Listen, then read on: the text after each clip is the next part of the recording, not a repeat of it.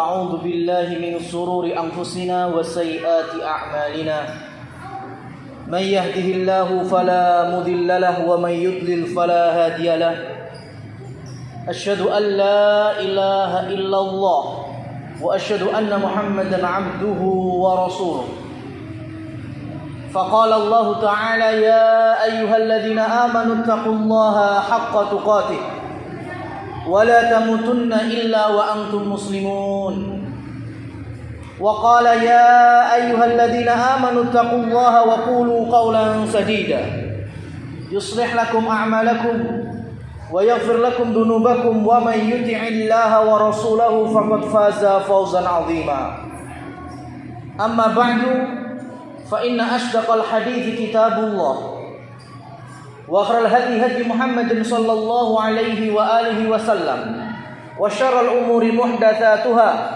فإن كل محدثة بدعة وكل بدعة ضلالة وكل ضلالة في النار. Kaum muslimin jamaah Jumat rahimani Allah wa iyyakum. Segala puji bagi Allah, kita bersyukur. Serta salawat dan salam juga kita tidak lupakan untuk kita haturkan kepada qudwah dan uswah utama kita, yakni Nabi Muhammad sallallahu alaihi wasallam. Kaum muslimin sidang Jumat yang Allah muliakan, di antara pedoman yang menjadi sokok guru kita selaku kaum muslimin berusaha menjadi mukmin mukminah, yaitu dengan menganggap bahwa musuh-musuh Allah, musuh-musuh Rasulnya menjadi musuh kita juga. Apa yang telah Allah tetapkan di dalam Al-Quran menjadi aduun, menjadi musuh, maka kita wajib meyakini mereka adalah musuh kita. Dan di antaranya yaitu ketika Allah menyebutkan satu kaum dan kita baca minim 17 kali dalam sehari semalam di dalam Al-Fatihah kita memohon kepada Allah petunjuk, ihdinas siratal mustaqim siratal ladzina an'amta 'alaihim ghairil maghdubi 'alaihim. Allah menyebutkan, mintalah kalian petunjuk sebagaimana petunjuk dari para nabi, para rasul, para siddiqin, yaitu orang-orang yang Allah anugerahkan kenikmatan-kenikmatan, dan jangan mengikuti al-maghdub. Yang menafsirkan al-maghdub langsung Nabi kita Muhammad sallallahu alaihi wasallam, humul yahud. Yang dimaksud umat yang dimurkai adalah Yahudi. Maka haram bagi kita untuk menyebut orang-orang Yahudi ikhwanuna, saudara-saudara kita, teman-teman kita. Tidak boleh kita sampaikan demikian. Karena di zaman Nabi Shallallahu Alaihi Wasallam tidaklah ada dari kalangan Yahudi yang membalas dakwah Nabi kita Muhammad Shallallahu Alaihi Wasallam, melainkan hanya segelintir, nggak genep 10 ibu jari tangan kita, ya, jari jemari tangan kita, nggak genep itu.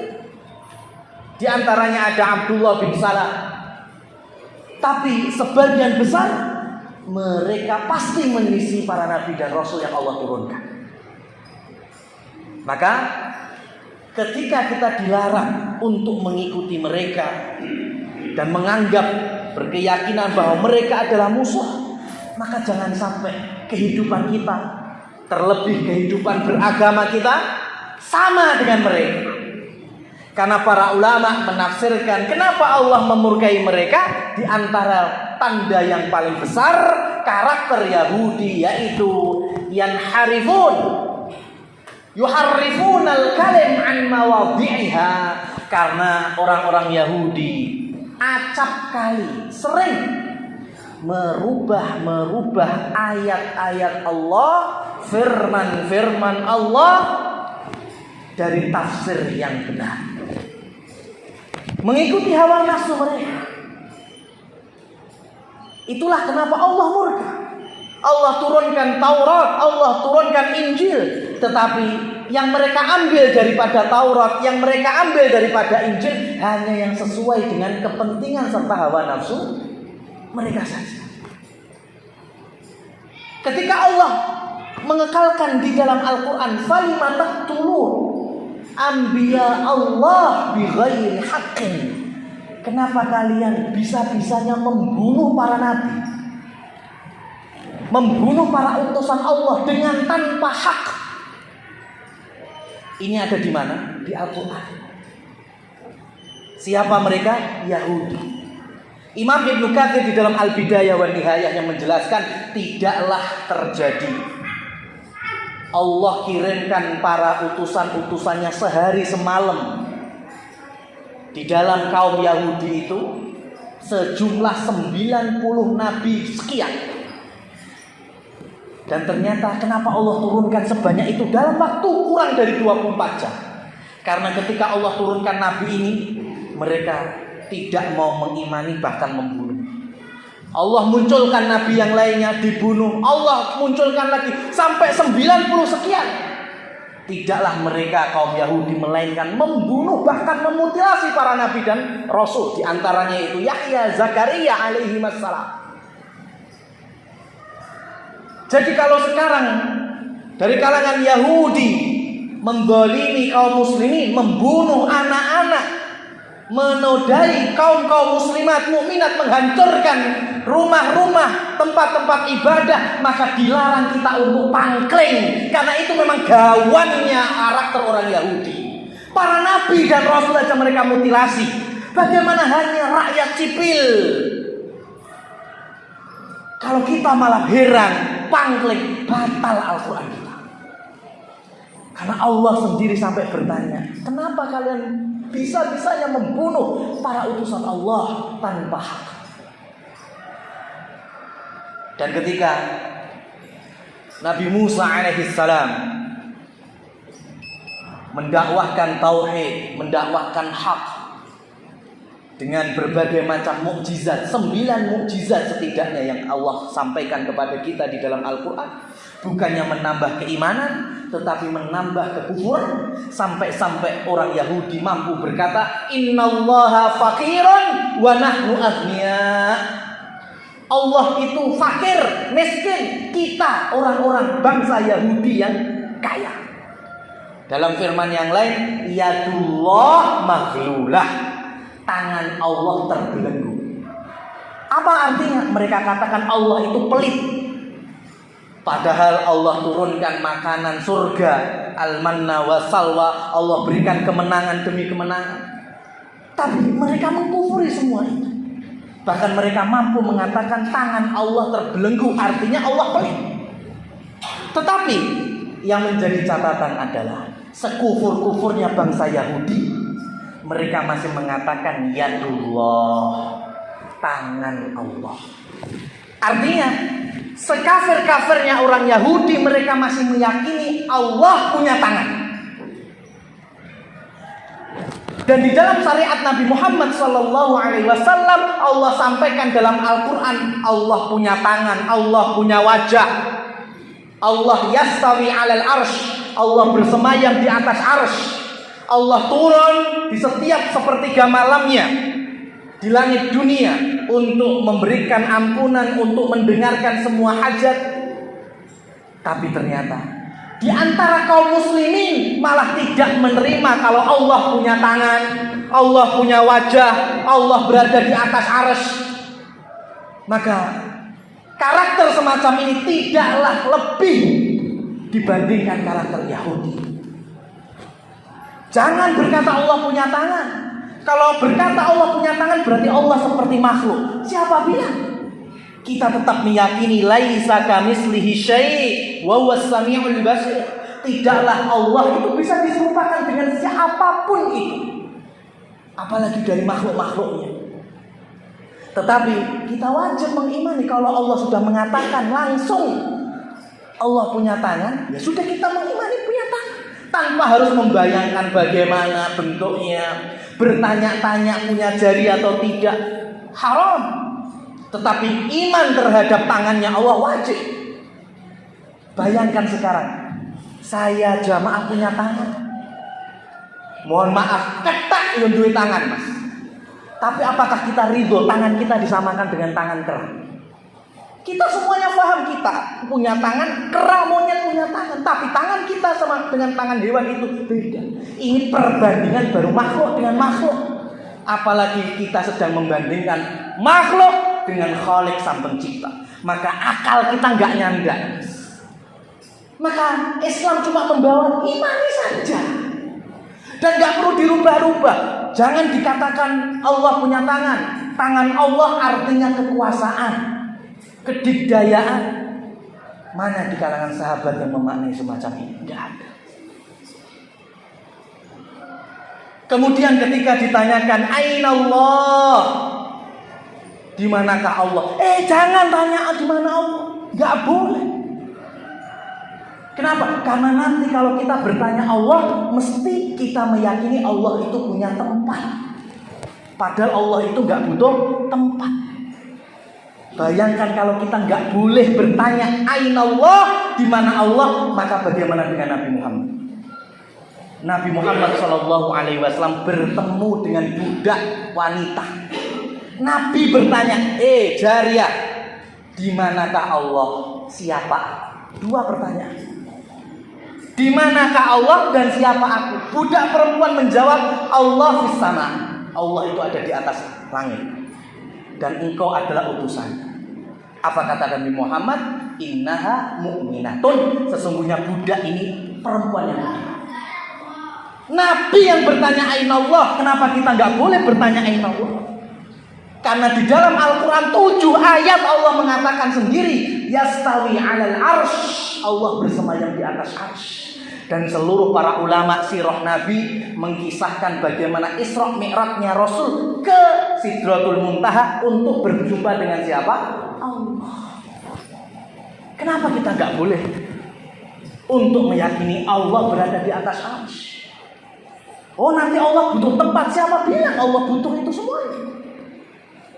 Sekarang raja dunia saja, yang namanya raja nggak punya istana, nggak punya singgasana.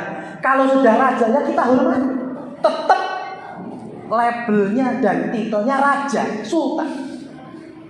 Tapi ketika mereka membangun istana, membangun singgasana, untuk apa? Untuk menunjukkan inilah aku betul-betul raja, punya kekuatan, punya kemewahan, punya kekuasaan. Apakah raja dunia itu butuh kursi, butuh istana? Enggak. Buktinya kita punya kerajaan Demak, Bintoro. Enggak ada istana awalnya. Istana yang Masjid Demak itu baru raja dunia. Bagaimana raja Rabbul Alamin yang mengatur alam seisinya ini Allah. Allah punya kursi, Allah punya arsy. Bukan berarti Allah butuh arsy dan kursi. Itu menunjukkan Allah itu maha kuasa di atas segala-galanya. Maka ketika kita terus berpikiran kalau Allah turun di setiap malamnya sepertiga malamnya ke langit dunia, terus gimana arusnya kosong, berarti itu berarti pikiran kita yang masih menganalogikan Allah dengan makhluk. Padahal itu merupakan kesesatan yang dibangun di atas kesesatan kelompok yang dimurkai oleh Allah, yaitu Yahudi laknatullah. Aqulu qouli hadza fastaghfirullah li wa lakum wa li sa'iril muslimina wal muslimat fastaghfiruhu innahu wal ghafurur rahim.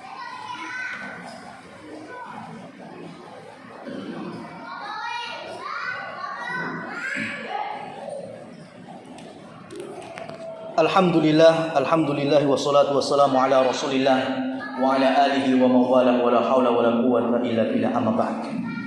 Kaum muslimin, karakter selanjutnya yang harus kita waspadai ialah dari bangsa Yahudi ketika Allah menyebut mereka wa akhdhihimur riba wa qadruhu anhu. Bangsa Yahudi Allah murkai di antara karakternya mereka mengambil riba. Di dalam Taurat diharamkan riba, mereka setuju. Ya, riba haram antar inter Yahudi.